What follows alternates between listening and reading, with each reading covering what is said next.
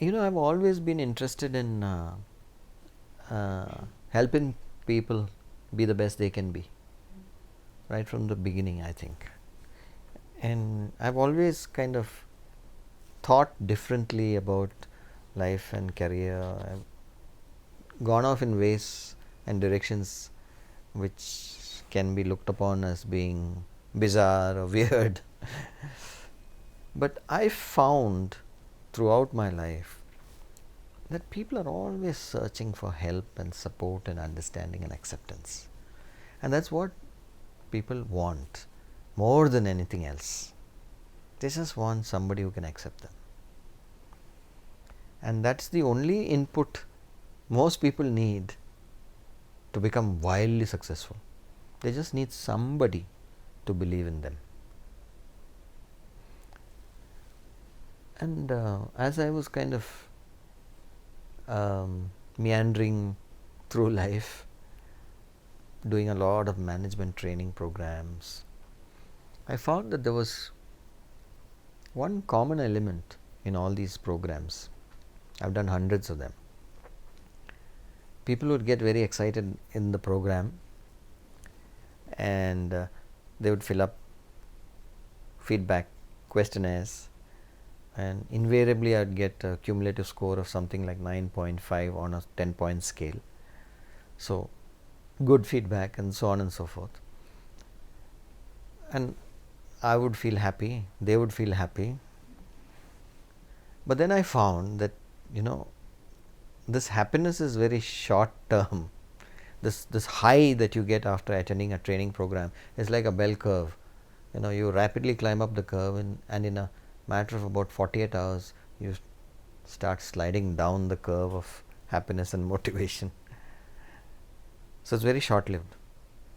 This motivation high has a half life of about 48 hours.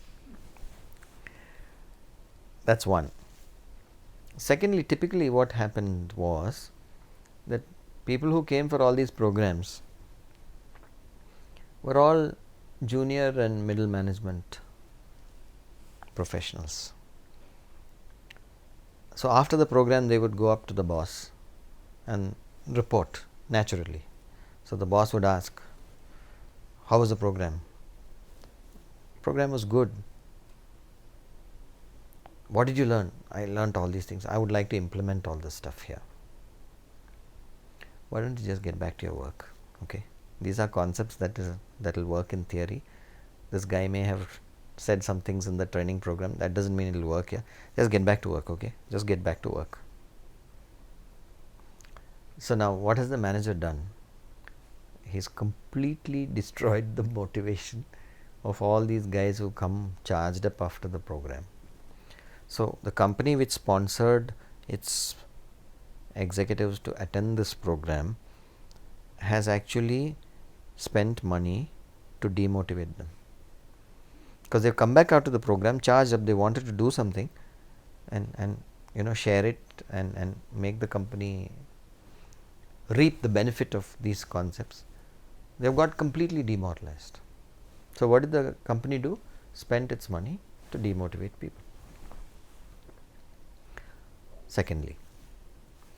Thirdly, what about the manager who sent these guys for training? What about his training needs? What about his learning needs? What about the boss? Isn't he the guy who needs the most learning? But try telling that to him. Who will bell the cat and say, "Boss, you need some input. You need to upgrade your attitudes and your skills. And there are some blind areas in your behavior, or there are some very,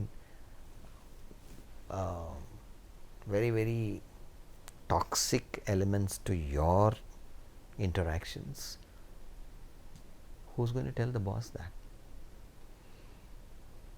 So these are the kinds of insights that kind of dawned on me, and I felt that I was really wasting my time and the company's money in doing this kind of training program, and I didn't want to be part of it.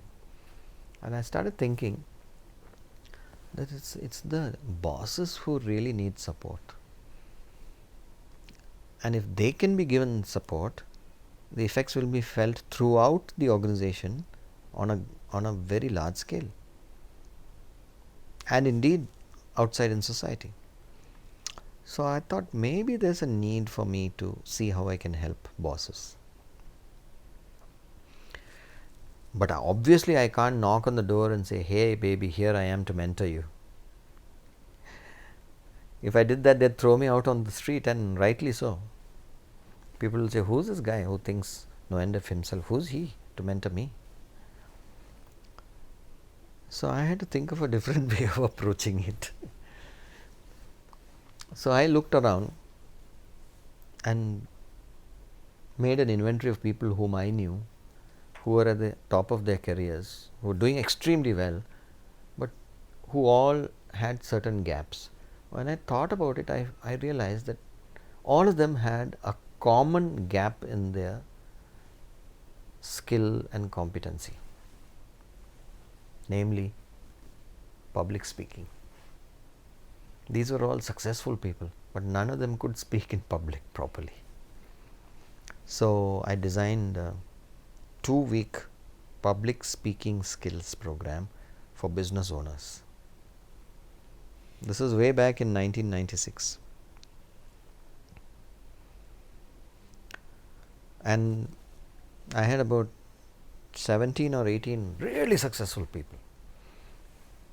And they spent 10 sessions with me. In the evening, they would come at 6 o'clock and we'd go on till 9:30, 10 and have dinner. So Monday through Friday, and then Monday through Friday. So 10 sessions. And I had a quantitative technique to help people develop their their public speaking skills. We had video recordings for each person. So everyone got a videotape with all his iterations. And for every iteration, he would get scores. That proved to be extremely useful. And then all these guys began to realize that there are things which they need to learn.